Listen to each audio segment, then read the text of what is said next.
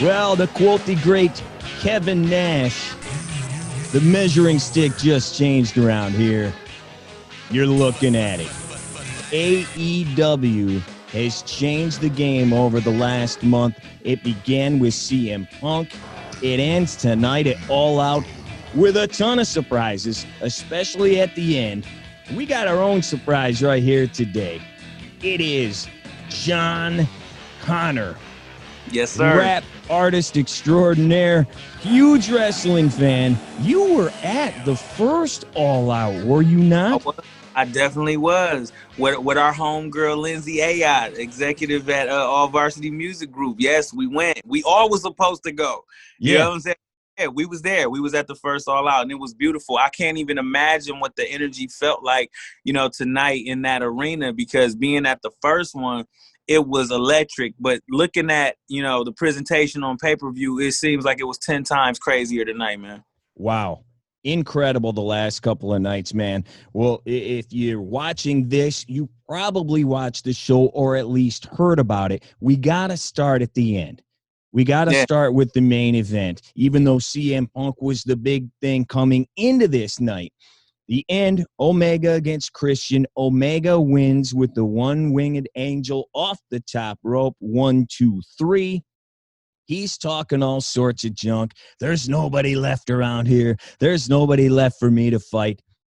Adam Cole comes out. We thought this could be coming either tonight, maybe down the road a little bit. His contract is up with AEW. He comes out, looks like he's going to beat up the Elite. No, that dude is, he's Bullet Club, so he's with them. We think that's the surprise. He says it's now story time. And all of a sudden, the Valkyries hit. Daniel Bryan, 2 in 1 night. We get to finish that thing. Already an exciting night, John, when you saw that. The double surprise, man. What'd you think? I'm going to tell you, I'm going to keep it all the way real with you. As I was watching and Adam Cole made his entrance, I actually said the statement. I said, yo, I feel like he's going to hug the Elite and Daniel Bryanson is going to come out. Because I knew that, I think that what AEW has over a lot of other promotions is they know how to outthink the smart marks. And I think that we all heard the rumors that Daniel Bryanson was going to make his, debut sometime soon. But what we weren't expecting was Adam Cole. So it was like a double swerve. It was like, it was like as soon as you heard Adam Cole's music, you're like, oh, man, I wish it was Daniel Bryanson. And then it was like, but they gave Daniel Bryanson the platform and gave him that trampoline springboard to have a great, debut. It's like it gave his debut purpose as opposed to him just coming out, and we all expected that. But it was like by Adam Cole and Daniel Bryanson in the same night, it was dope. But like when I saw him come out, I'm like, yo, I think he's gonna hug the Elite, and he did it. But then when Bryan Danielson's music played, it was crazy because it was crazy. It was amazing. It made me feel like the night Hogan dropped the leg on Randy Savage. It made me feel like back when those guys were going over from WWF to WCW, when every week on Nitro you were seeing the momentum shift from one company to another. It was like it's just an amazing time to be a wrestling fan. But what was I thinking? I was thinking, man, this feels like pro wrestling. This feels like the feeling I used to get when I was a kid watching pro wrestling. And I think that it was very well done how they not gave us Bryan Danielson, also Adam Cole in the same move. Yeah, man, I knew we were getting one or the other. Most people thought we were getting Bryan Danielson at the New York show at the Arthur Ashe Stadium here at the end of the month. But then people, no, it's going to happen here. So I figured it'd be one or the other. Once Cole's music hit, I'm like, oh, okay. And you knew Cole was coming regardless because of earlier in the night. As soon as I saw his real-life girlfriend get up on the second turnbuckle and do the point, I went, no, she's not going to do it, is she? And then she hits the Panama Sunrise, and I'm like, well, he's here. There, he's here either tonight, tomorrow, Absolutely. whenever he's coming. So I was surprised about that. And you mentioned the Hogan thing. And a lot of people have mentioned that this is kind of their NWO here. Punk was the first guy, only they did it in reverse. Maybe Hulk Hogan was the first guy here to CM Punk. Now you got Danielson and you've got Adam Cole. So this is kind of like their takeover. I feel like a little bit. I do have a question about it though. So I would assume we're getting Danielson against Cole. I would think that's a feud we're gonna get here right now. But what do you do now with everybody else? Because you can't push everybody all at once. And now you just threw 3 main event dudes into the picture. What do you do now? Because now you got a roster here. What happens to the Orange Cassidys? Other guys who are maybe the homegrown dudes people really want to see? Where do we go there? Because now it's a lot more crowded up top. I just think that the veteran guys that are coming over from, WWE into AEW, it's like, you can see that they want to give back to the younger talent, as where in the later days of WCW, nobody really got over it. The guys that were the top guys, that was just what it was. There was no Hogan versus Rey Mysterio match. There was no Kevin Nash versus Prince Iaukea. You know what I'm saying? There maybe shouldn't have been that one. But yeah, but I just think at AEW, the guys are coming over there with a really positive attitude.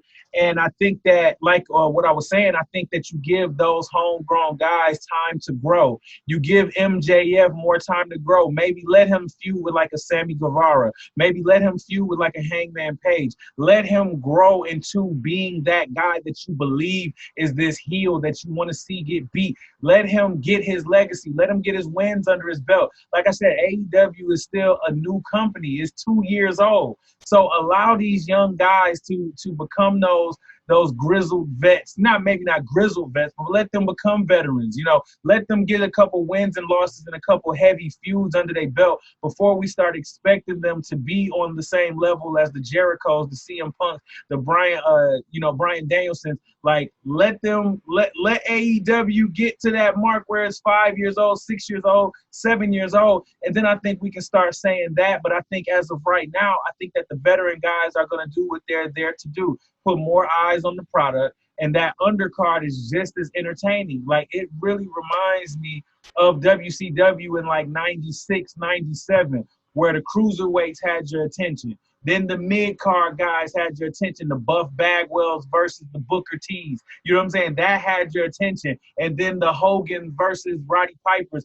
Let those new guys, let CM Punk, Bryan Danielson, Kenny Omega, like these guys that are your marquee names, like let them be that for about a good 3-4 years as those guys on the underneath start to get us emotionally invested in who they are as characters and performers.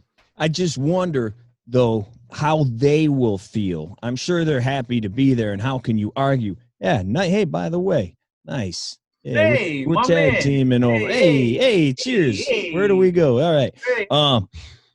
I just wonder, though, because you did have, I think the last pay-per-view, was it not, Orange Cassidy and Pac, like in a 3-way for the world title. And some of these guys have been up there. And now they are going to come down a little bit. Obviously, they can be built. I just wonder, because it does seem like, and not saying it's a bad thing at all, because I didn't think those guys were ready yet. So, and they still aren't. So it's good that these guys are here. But it seems like it is a reboot of the company a little bit. Like, we have Punk now. We have Bryan now. We have Adam Cole now. We have the dudes that we already had. Christian came over. We saw Big Show in a match tonight. Paul White. It was just interesting. It's going to be interesting to see how all of that plays out. But, man, how exciting. How exciting to see those guys come over. And it was another one of those things like the Punk thing where you knew it was coming, but you didn't know, so it was still cool, you know, like the worst kept secret kind of deal. And you mentioned before that they kind of worked all of us. Anything on the finish here tonight that we didn't hit on that you want to mention, just on the way the program ended? Not even the main event, but just the finish, the surprises. I think it was done perfectly, bro. I couldn't ask for a better ending.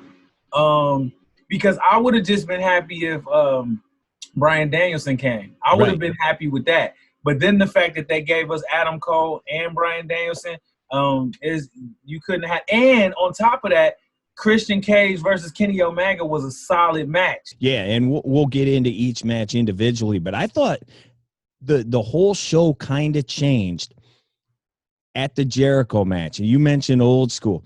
The first half of the show was flipping and new school and younger guys. Then you get Jericho, MJ. All the old WWE guys then came in, and you got more old school matches as far as Punk, as far as Jericho, as far as Big Show, and as far as your main event. Yes. Well, let's go back to the beginning, dude. First match of the night, Miro beats Eddie Kingston. I think they've done this a couple times, and we've mentioned it on our show a few times. They had to reset a few people. Miro, they reset after the whole best man thing that did not work. He's over here playing video games and stuff. Ever since they reset this guy, he's been lights out. He's been lights out. And again tonight. I love it. Yeah, what do you think about that one? I think the match was hard hitting. It's what I expected. I'm an Eddie Kingston guy too. I think he is super entertaining, and I think he is amazing in the ring. And, you know, no disrespect to him, but I think that his look is deceiving because he can do a lot of power moves that you don't really expect like him to be able to do. Right. For him to be able to hang in there with Miro, it was like, oh, okay. Like, I see where you can take this. So I think the match was dope. I think that it was hard hitting. It was what I expected from the match. The crowd was into it, which is always a plus, and it gets you more emotionally invested into the match. I think it was dope. I have no complaints about that match. I think it was amazing. I think that I'm still into Miro being the TNT champion. I'm not ready for him to drop the belt yet. I think that the way that he's making the belt mean something in his promos and by being God's favorite champion and just the whole dynamic of that character being based around the title is hilarious because then that builds up to what happens the day that Miro does lose that belt. It's going to crush his whole world. So it's like to see that play out. I'm not ready for Miro to drop the belt yet. I think it was an entertaining match. It was a couple times where I believed that Eddie Kingston could have won. You know what I mean? So it kept me on the edge of my seat, and that's all you can ask for in a pro wrestling match, man. Well, I'm at the point where who is going to beat him? Right. Because he's this powerhouse, and they don't have a lot of those guys on the roster. So who is it who's going to knock this guy off? We will find out. Don't you love that, though? Like, I absolutely do. Fan, you're wondering who can finally beat him. So can you imagine the pop for the guy that finally takes the belt off Miro? The only problem is that's kind of what they did in WWE. And when and they do this with a lot of people. You see it when you have the streak or you're undefeated, then that becomes your character. We've seen it with Asuka. We've seen it with Rusev. We've seen it with a lot of people. What happens once they lose? Because a lot of times that becomes the gimmick. So they got to make sure that just isn't the gimmick, that there is more to him than just his win-loss record. I 100% agree. But that's a long ways away. I don't see him losing for a while. This new Miro is the best in my mind he's ever been. Going back to Tank Rusev, this is better as far as I'm concerned. I agree. I 100% agree, bro. Next one, Mox Fighting Kojima. I can't say this was a big thing for me going into this. I knew I've heard of Kojima. I don't know anything about him. He wins, Moxley, that is, with 2 paradigm shifts there. And then another guy I've heard of but have not seen a lot because I haven't seen a ton of Japan stuff until like Omega came around. Minoru Suzuki comes out at the very end. Your thoughts on this one? You know what? I'm kind of in the same boat with you. I am not up on a lot of New Japan Pro Wrestling, and I think I need to brush up on my New Japan. So I think that I wouldn't do the match justice because, like you said, I had no expectations going into it. So I think that for me, just as a first timer, like seeing both of these cats like in action, I think it was cool. But like, I don't want to say too much because I don't want hardcore New Japan fans to be like, "What?" Like, you know what I'm saying? So I'm gonna say I was entertained by the match, and I'm gonna do my research on both of those cats like after this because now it piqued my interest as to who they are, and it makes me want to know more about them.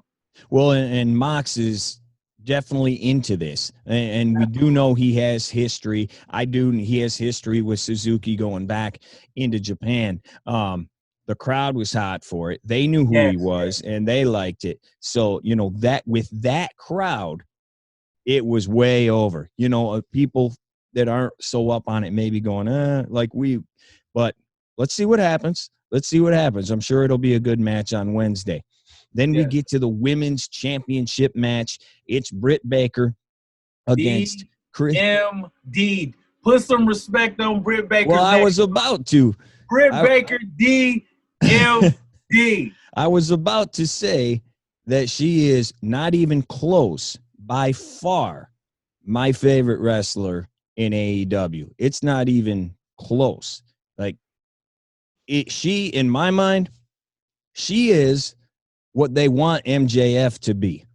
Her promos are incredible. She is what they want MJF to be. And she comes out, she wins this match. She beats Statlander, wins clean, which is what I didn't expect. And we mentioned earlier, we saw, and then the Pittsburgh Sunrise, I guess they call it. That place went nuts when she did that. Thoughts on this match? I thought it was pretty good. Statlander can get a little hairy sometimes, so I didn't think things were too bad as far as that goes. There was one spot in there that was a little hairy. The superplex. She about dropped her. That's what I was going to say. That superplex gave me the impression, and I could be wrong, but what it looked like was that they were on the ropes debating whether this was going to be a reversal or an actual superplex. And I feel like Statlander just muscled her into a superplex. She had to. Is what it looked like to me. Where it was like, nah, you going. You know what I mean? Yeah, I thought it was a pretty good match, though. And obviously the crowd was into it. And then the finish, the place went nuts, man. I thought it was maybe the biggest pop to that point all night. Yeah, I'm a Britt Baker fan, and I've been a Britt Baker fan for a long time, and I'm glad she's finally getting her just due as far as being over with the people. You know what I mean? Like, she earned everybody's respect. She's amazing. The match tonight was amazing. Statlander is amazing. They killed it. Britt Baker is probably my favorite female professional wrestler right now, and Statlander is amazing. Like, she's amazing too. So this is one of those matches where a lot of people, you know, they compare the men's matches and the women's matches, and it was like, oh, it was a great women's match. This was just a great match to me. I didn't care about the fact that they were both women. It made me not even think about, I didn't even think about their gender when I was watching this match. I just felt like I was watching a great match. I was satisfied at the end. It took me on a roller coaster. They both killed it. Kudos. Yeah, I don't think about that. Britt, there's no male, female. She is my favorite wrestler in AEW. Like, period. Yeah, no, she got it. And it's like here and here, man. I mean, there's a gap.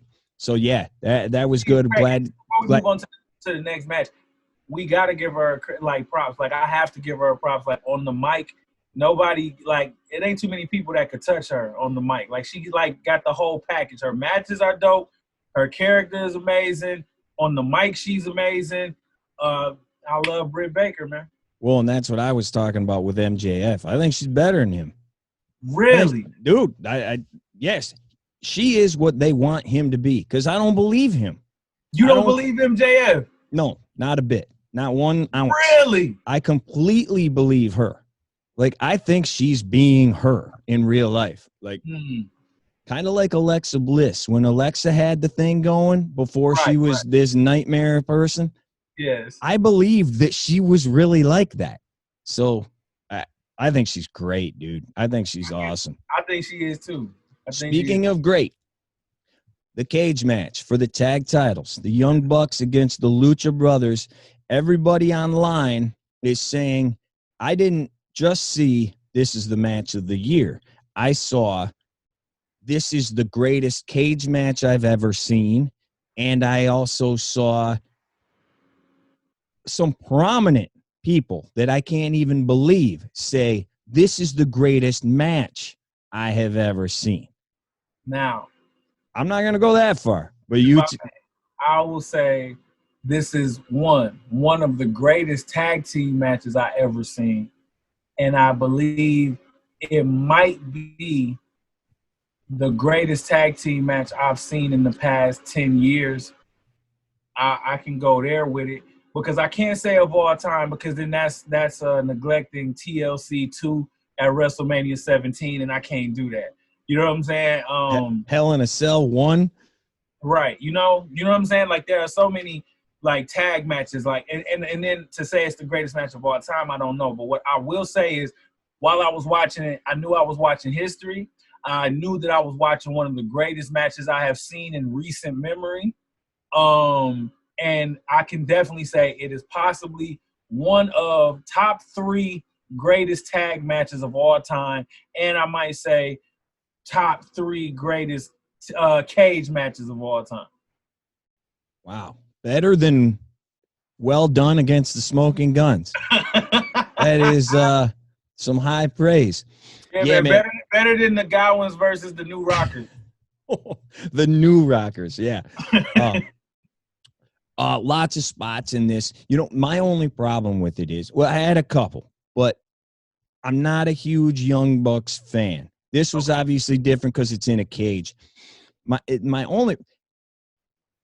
It was good. It was good. It was amazing, man. I don't know about amazing. I personally do not like the kicking out of everything on earth over and over and over. And this was times by 1,000 because there was a cage involved now. So they're slamming each other into the cage 1,000 times. So that while the moves are cool, I'm just like, ugh. And then there was that spot where all of a sudden they all could barely stand up. Like 5 seconds ago, you were just flying all over. And then 5 seconds later, they're flying all over again. Bro, it was the adrenaline, man. That was the story, bro. It was the adrenaline. I guess. The Young Bucks style matches just aren't my cup of tea. But if they are, I can totally see why you think this is the greatest match you have ever seen. Because there was some cool stuff, man. And they did some things we haven't seen, pulling out the Travis Scott J1s with thumbtacks in them. Bro, the Jordan with the thumbtacks was the craziest thing ever. And I'll tell you what else, too, that I loved about this match. The way that – I'm going to make this all connect, too. The way that Dynamite went off, I think, on Wednesday was with the Elite beating the crap out of brothers and everybody. And everybody, right? I need to see the scumbag side of the Young Bucks. I need to see, like, because I like the Young Bucks, right? But if they're going to be heels, I need to dislike them. I need them to not just be annoying. I need them to do things that make me be like, I hate them. I totally agree with that. You feel me? And I feel like the ending of Dynamite, watching them unnecessarily super kick Christian Cage over and over again, it was like, oh, my God, I hate them. Then in the match, like, the thumbtack Jordan was totally unnecessary, but it made you hate them. It made you be like, not only are they annoying, but can I curse on here or no?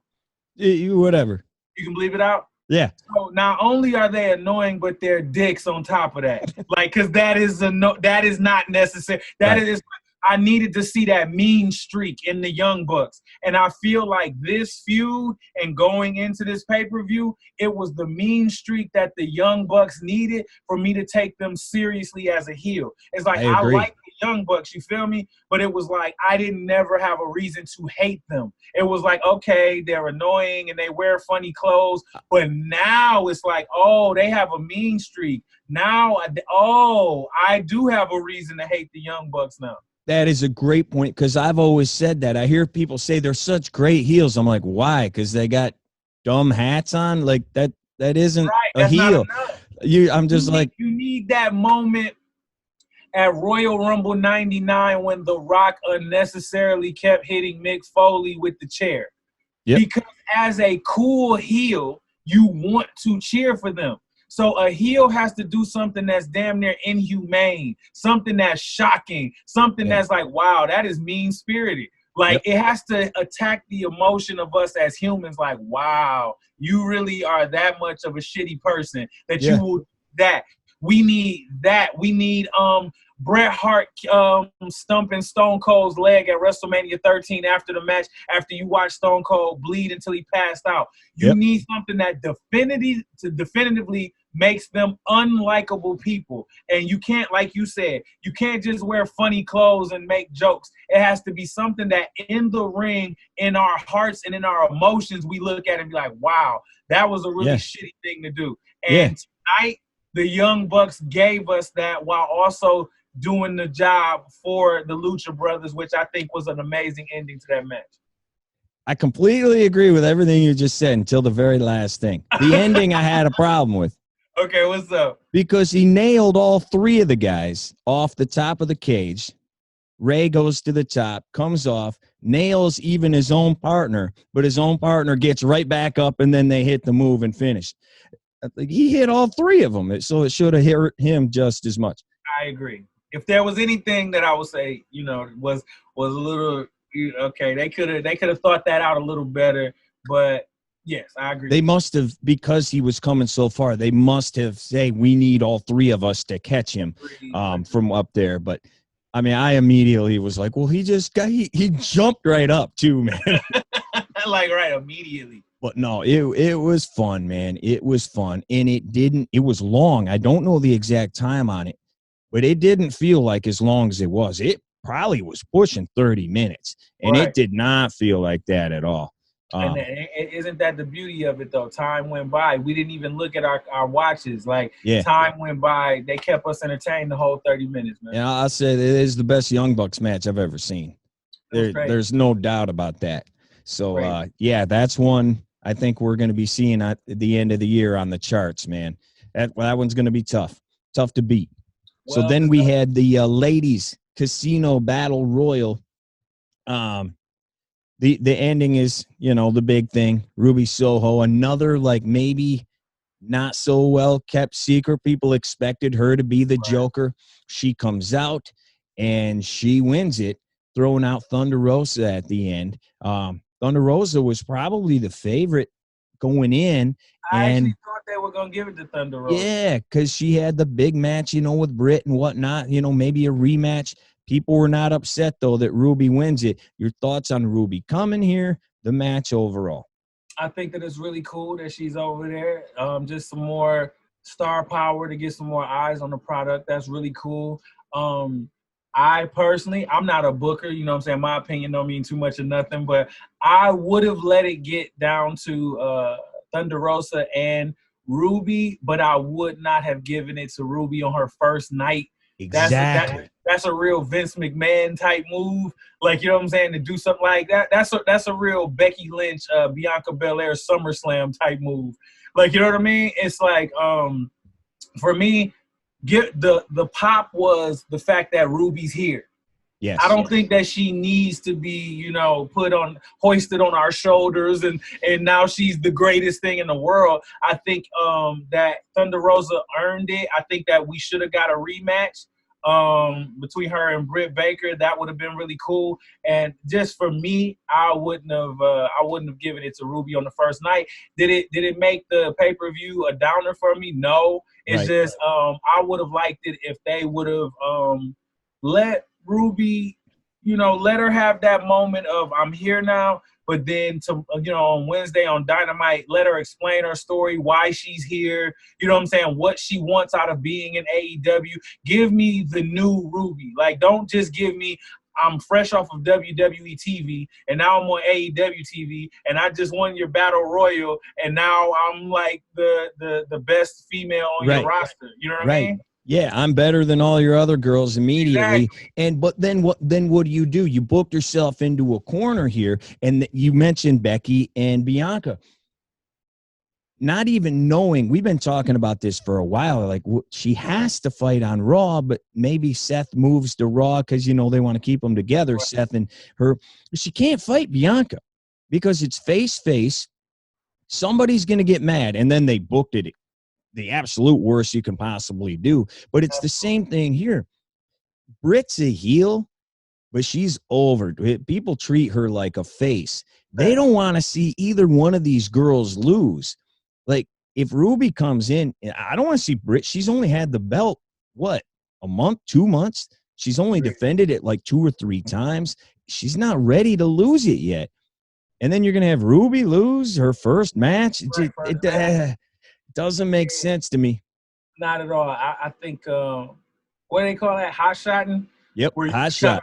You know what I mean? Where you just like, you get so excited about the possibility of something, or you're so excited about having, this new entity in your company that you kind of just rush immediate reaction instead of like long-term booking that situation. Like I said, it didn't ruin the pay-per-view for me, but I just think that Ruby, she got all the time in the world. You didn't need to give her that high spot right out of the gate, I don't think. Yeah, and it won't ruin either one of them if they lose, whoever loses that match. But I don't want to see either one of them lose yet. Does that make sense?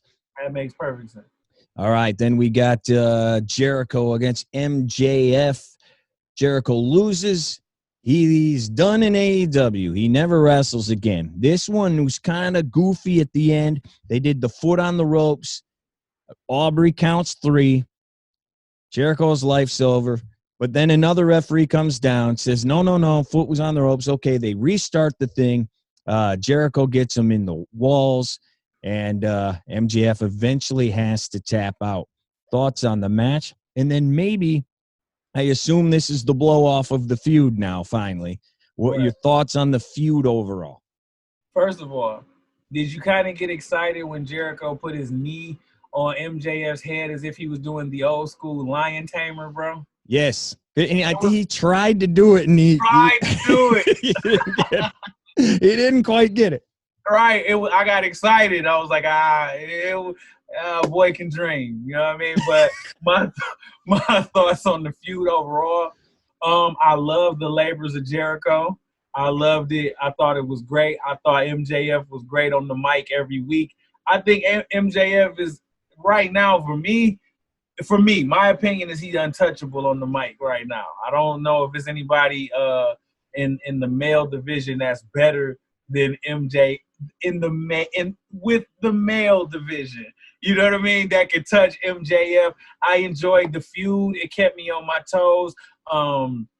I think that tonight culminated an amazing feud. At one point, I actually thought, and I love how this feud played off of what we think we know. This was another time where AEW played off of us smart marks, like, well, maybe Jericho is going to retire. Maybe, we haven't seen the Inner Circle together in a while. Maybe they're taking the steam out of the faction because maybe Jericho is getting a little tired of this. And he has been doing a lot of commentating lately. So you had every reason to believe that this could have been Chris Jericho's last match. Like, well, maybe he's going to give it to the young guy. Maybe. And you know what? I love not knowing. You know what I'm saying? As a person who likes to consider myself having a high sports entertainment or pro wrestling IQ, I like those moments where really I'm at the edge of my seat and I really don't know what's going to happen. And I felt like I didn't know what was going to happen from one move to the next. I thought the match was great. I thought the build-up, I thought the feud was great. I thought the mic work was great. I thought everything about it was dope. And I'm an Inner Circle guy. I love the Inner Circle. To me, they're in my top 5 wrestling factions of all time. Ooh. So to see them come out at the end I loved it. I was not mad, and it was a great ending to a great feud between MJF and Chris Jericho for me. I didn't like this feud at all. Okay, come on. Because, okay, now that Jericho won in the end, well, what was the point of all the rest of it? Like, what was the point of the labors? Even after he lost the last one, like, nothing happened. What was the point of it? Like, there was no, like, hey, if you lose one of these, you have to do 100 push-ups or whatever. You know, there was like no. And then he gets one more match and he wins it. And I know MJF has beaten him 3 times, but Jericho won in the end. So, in my problem with MJF, it's kind of like the Bray Wyatt thing. He runs his mouth, and I know heels are supposed to lose, but he says things and they don't ever happen. But he's a heel. He can do that. He can, but at some point, we have to believe what he's saying. But he's a heel. Wait. Why? Think about this. Like, you love wrestling like I love wrestling. And I think I remember Sky Hall saying one time, you know, I'll do a job every night. If I'm a heel, I'll just come out and you can say, I beat you at whatever pay-per-view. And I can just come out and say, no, you didn't. Right. You know, because that's the beauty of being a heel. But this is different. Scott Hall was like a cool guy. MJF's going to come out and complain about it. I beat him. His foot was on the rope. You know, so it's different. I just wonder what the consequence was here. Because, like, why did we go through all these labors? And they didn't mean anything at the end. That's the only problem I had with it. I thought the match was fine. I figured Jericho was gonna win. Like, I did. And if he did lose, I figured like Fozzy was going on tour or something. And right. That's what I thought too. Yeah. That this was about to be his time to go on the break, to go on tour and do all of his music stuff. So when he actually won, it was crazy to me. Yeah, I had no problem with the match at all. I thought it was fine. It just makes me want, in the end, what did we go through all this for? To watch those two factions go at each other. And then to just keep watching these two people just go through, I really dislike you this much that I'm willing to go through all of this just to get to you. Sure. I think that, you know, that's what it was all about, just showing how bad Chris Jericho really, really, really wanted to serve MJF. And I think that's what it did. It got us emotionally invested every week that we watched Dynamite, to the point where we finally got to see Jericho win, because you've been wanting to see Jericho win the whole time just so he could shut MJF up, and now he finally got his chance to do it. Now we get the one everybody was waiting for, CM Punk against Darby Allin.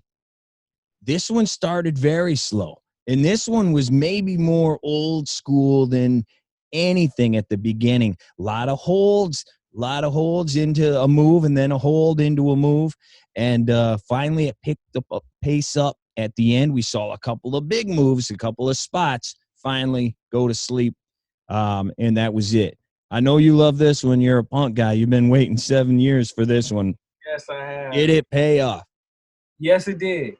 And I think CM Punk put Darby Allin over, maybe not with a 1, 2, 3, but he gave him a match that helped to build Darby Allin's legacy.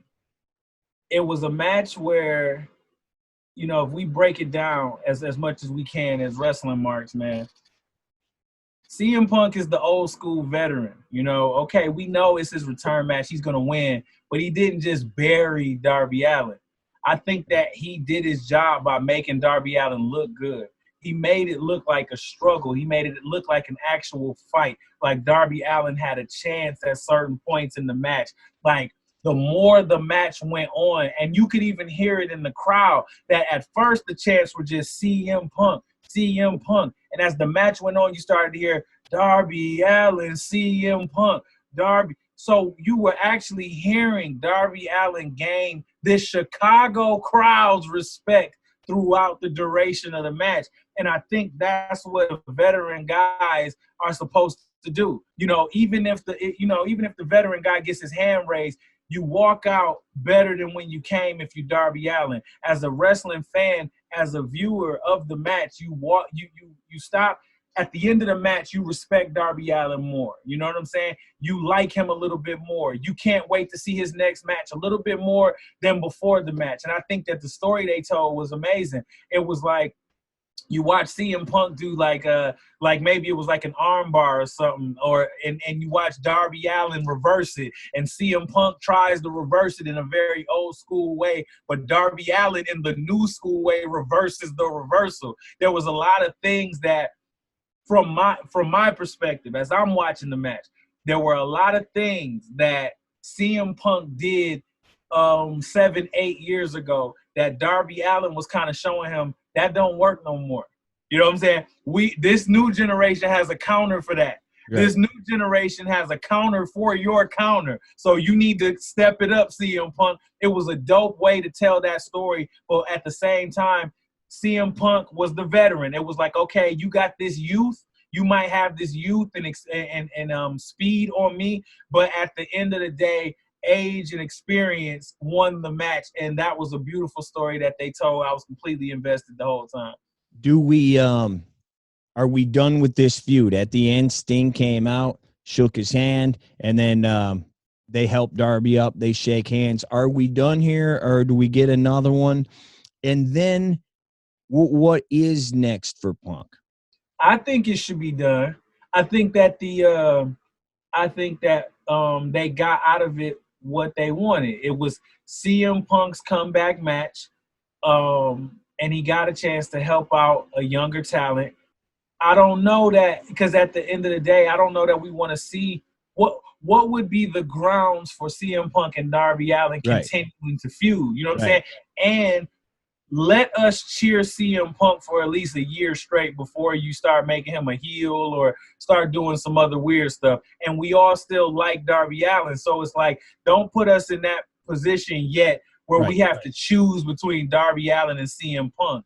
And, go ahead. No, that's what I want to know. You said a year because he's only been here a couple of weeks, but he's very happy CM Punk. He is not a CM Punk we've ever seen, and that's expected because it's 7 years since he's been gone. But he's very different even in that mold. He's jumping into the crowd. He's smiling at people. He's clapping everybody's hands. He's being the nicest human being on earth. He's humble. I don't know if I'm good enough. I'm nervous. I'm scared. How long do people want to hear that, though?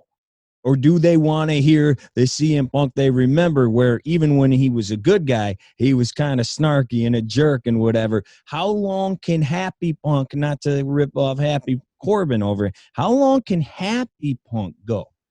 I think that hopefully on Dynamite and Rampage, after this pay-per-view now has concluded, he's got the first match out of the way. I hope that we get the CM Punk that says, now, you know what I learned? You know what I figured out in that match with Darby Allin? I do still have it. Yeah. I am still the best in the world. Yeah. Who else wants some? At the end of the match, and you can bleep this out, but you saw at the end where he said, I'm back, motherfuckers. Like, yo, that was your glimpse into the CM Punk we missed. It was, okay, the humbleness is over. I'm back. I got the ring rust off. I've been in here now. I got a chance to feel the vibes again. I'm back. So I'm hoping that this match was the end of the super nice, humble CM Punk. And now I'm hoping that the first promo back, we get, yo, the ring rust is off of me. You saw what it is. I'm still the best in the world. I can still hang. Let's get it. And I'm hoping that maybe we get MJF CM Punk as the next feud. You know, maybe we get MJF saying, I'm tired of hearing, you know, I ended Chris Jericho's career last night, and on a technicality, you know, with his leg being on the ropes, I got screwed out of that match. But all I keep hearing about is the return of the so-called best in the world. I'm the best in the world. So maybe we can go there with it, because CM Punk made it very clear that he's in AEW to help young talent. Right. So if that's the case, then maybe we see MJF and CM Punk. Yeah, well, that would work. And there'd be some good back and forth on the stick. And I think you nailed it. I would love to hear him say, I said I was back a couple weeks ago. Now I know I'm back. Now I know I'm back. We need that edge. That's what made CM Punk CM Punk, was that edge. He's got to get that back. I think you nailed it. Before you move to the next match, what did you think of CM Punk's new ring gear? I thought it looked good. We have not seen him in WWE wearing anything but, the shorts, whatever. But back in the day, he used to wear pants, and maybe that was his whole thing when he's like, I left wrestling in 2005. Now maybe that he's back in wrestling, he's wearing long pants again. I thought they looked good. The Chicago flag thing and whatever, I thought they were fine. That could easily be HBK in the brown trunks moment. You remember that? You remember when HBK and short hair? The short hair, brown tight Shawn Michaels, which was a bad move. But yeah, I think that he reinvented himself. I think that was very intentional. That, like you said, that the short trunks was WWE Punk. That was everything. That was sports entertainment. The long tights. This is new AEW CM Punk, and even in the details of that was making a very distinct difference between WWE Punk and AEW Punk. I just wanted to hear your thoughts on this. Yeah, I didn't. I saw it obviously right away. I'm like, oh, he's wearing long pants. All right. I know there were people mad online. I'm like, whoa, take it easy. What do you care that much? But we've seen that before with certain guys when they get older, they start wearing longer pants. I know he was never a body guy, but maybe his legs were a little skinny, so he decided to wear pants. I don't know. I have no idea, but I thought it looked good. I like how it bled into the boots and everything. I thought it looked good. Yeah. No problem here at all. Match of the night, QT Marshall against Paul White. This was what it should have been. Yes. Short and sweet. Short and sweet. And so is this conversation. And we're moving on. Main event, last one. We talked about the finish. How about the match itself? I thought it had some cool spots. And right out of the gate, Christian going off the top rope, 47 years old, off the top rope over the post, nailing the dude on the outside. Obviously, there was a ton of other spots in there. The spear off the thing, through the table, off the apron, and Christian, the table caught him a little bit there. I thought he took some risks. I thought he did good, man. I thought it was better than the match they had a couple weeks ago. What'd you think, man? I loved it. Like we said before, the pacing of it, old school. The high risks were calculated. It wasn't a bunch of unnecessary just craziness for no reason. It felt like everything had a purpose. I was a little concerned when Christian went through the table, because you could see the brown metal part of the table come up in a way that you can't really plan for or expect. Right. So you know what I'm saying? I'm hoping he's good, but I think that the match was great. I think they, like I say, they held my attention the entire time. I think Kenny Omega is probably one of the most gifted professional wrestlers in the world today. I think as a vet, Christian has always been underrated. You know what I'm saying? I've always liked Christian's work in the ring. I think he's and I'll tell you something else too. I love the story going into it about how Don Callis gave him his first match. Yeah. And he was grooming Kenny Omega since he was 10. Yeah. And you know what I'm saying? So I think that added a little more sauce to it as well. I was invested. I love the story that was coming. It wasn't just Christian versus Kenny Omega with no backstory, and I didn't care. It was, okay, now I'm invested, and I love the way it ended. I love I loved everything, the shenanigans at the end. I loved it, man. The only problem I had is you knew Kenny was going to win this one. Yeah, that was it. But I thought the match was fine, though. I thought it was good. Not the greatest thing in the world, but I liked it. I thought it was good. And then obviously the fireworks at the end. What happens now with Omega? Because plans changed. I don't know. Hangman's having a baby, so he decided that he couldn't wrestle here. We were supposed to allegedly get Hangman against Omega. I don't know if she's had the kid yet. I don't know if that's been reported, and I missed it. If he comes back, does Omega now go to the Hangman feud again? What do you see next for him in the title? And, we do have a few new guys here. One specifically named Bryan Danielson. Right. Isn't that crazy?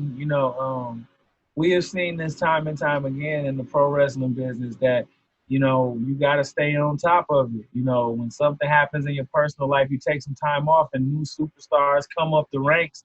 And when you come back, things are a little different than when you left.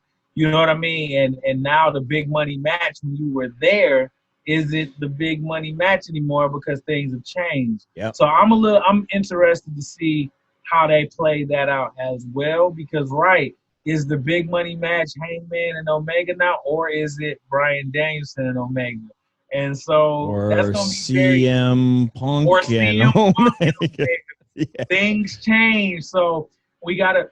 And I'm a Hangman Adam Page fan, so I think it's gonna be interesting to see what they do. But I tell you what, they have so much talent there. I think that these are good problems for them to have. If this is just us sitting here talking about it now, the booking committee at AEW is having a field day. Yep. You got years of feuds that people would love to see. And if you book it right and time it out right, we'll care about Omega and Page. We'll care about Omega and Punk and Danielson and Punk.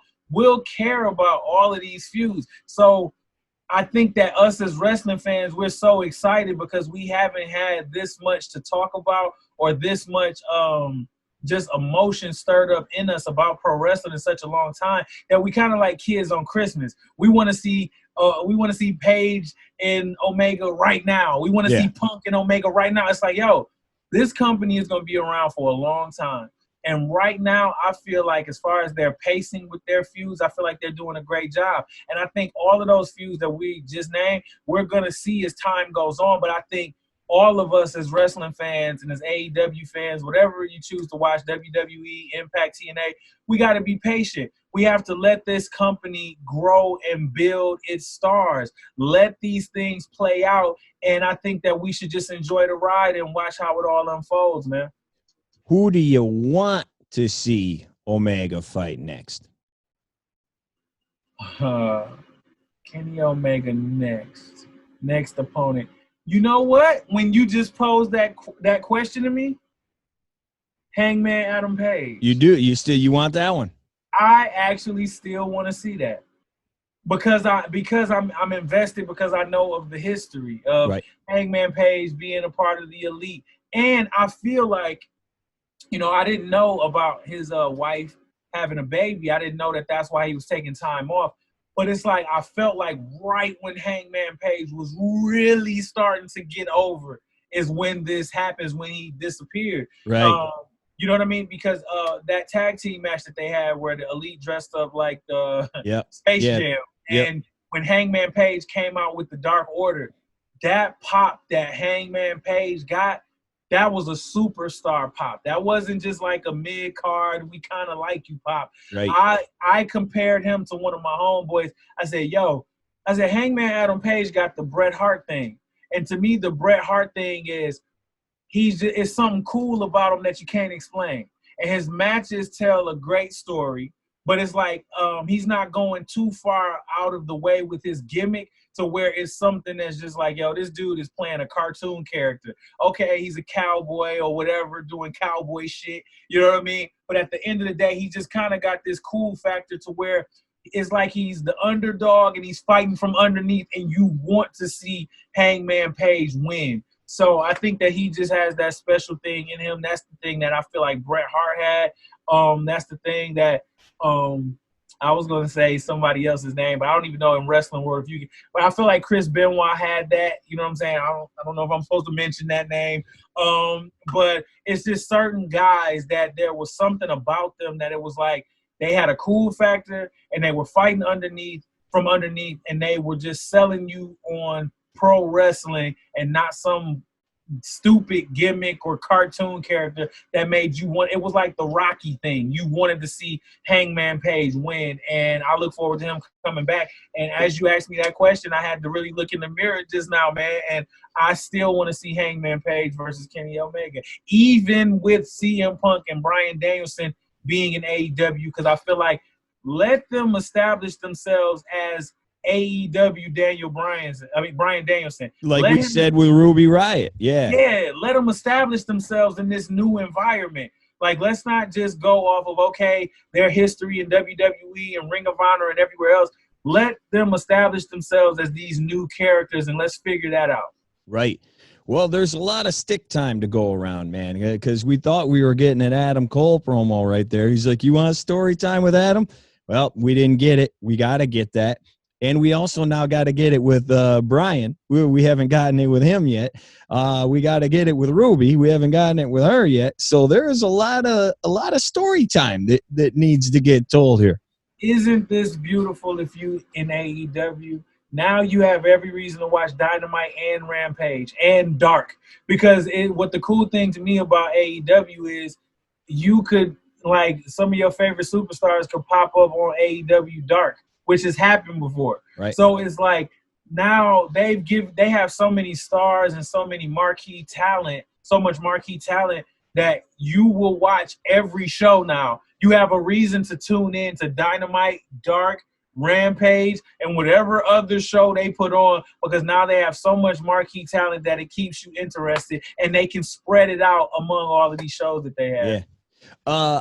This may be a dumb question, so I won't ask for thumbs up, thumbs down. How about maybe a letter grade or a 1 to 10 on tonight? Just overall, the night itself. I've heard some people say best pay-per-view I've seen in years. Overall, what would you give it? Maybe 1 to 10. I'm going to second that, and I'm going to say best pay-per-view I've seen in years. I'm going to give it a 13 out of 10. If Dave Meltzer can give people 6 stars out of 5 and all of that, I can do that, and I'm going to take it back to Clueless in 95. 2 very enthusiastic thumbs up, man. That was a great pay-per-view, man. I was not disappointed at all. And as a matter of fact, I recorded it. When you order it on pay-per-view, they say, do you want to just order it or order it? Yeah. I ordered and recorded it, and I'm probably going to watch it again tomorrow. Well, I think it might be playing behind you, or I don't know what that is. But, well, I got one more for you before we go, since you went 13 stars. Yeah. Dave, what was the Mr. Meltzer, what was the 14-star pay-per-view? What was the 14-star? What was the one that was a hair better, and when? Because 13 out of 10 is pretty extraordinary. That is, man. I can't think of one that this might be my first ever 13 out of 10 stars. Like, wow. Especially within recent memory. Like, and I'm only going in recent memory, so I'm not saying of all time, right? Okay. Like, I'm saying within the past 10 years, top to bottom, the entire card, where I wasn't disappointed in any match. And I was guessing the whole time, and I jumped out of my seat, and I was yelling at the top of my lungs, and I was oohing and eyeing. I haven't done that for a pro wrestling pay-per-view for an entire pay-per-view. I'm not talking about just one match. Right. For an entire pay-per-view, bro. Like, this might be the best pay-per-view I've seen in the past 5 years, 10 years. Wow. Better than WrestleMania 30. Yeah, yep. And I was at WrestleMania 30. That's why I asked. Yeah. I was at WrestleMania 30, yes. That is some high praise, man. That is some high praise. We threw your @ on there already. Where can people find you? Tell us about your whatever it is, Spotify, Apple Music, Instagram, whatever.